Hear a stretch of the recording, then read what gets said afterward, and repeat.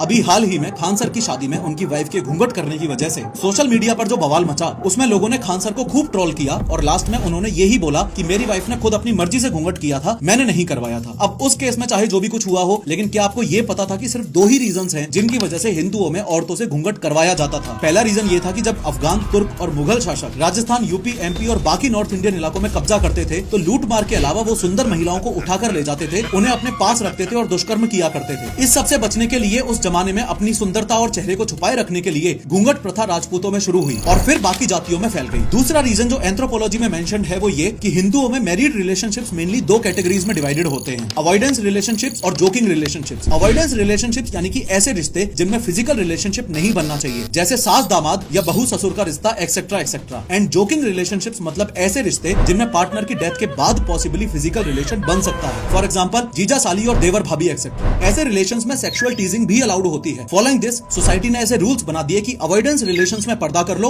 और joking relations में नहीं। लॉजिकली देखा जाए तो पहले के जमाने में घूंघट करने का एक ठोस कारण हुआ करता था और आज के जमाने में औरतों से जो घूंघट करवाया जाता है वो सिर्फ एक पैट्रियार्कल सोच को थोपने का जरिया बनकर रह गया है। और गजब की बात यह है कि सोसाइटी के प्रेशर के साथ साथ सास इस मानसिकता के साथ अपनी बहुओं से घूंघट करवा रही है कि हमने सहा था तो तू भी सह।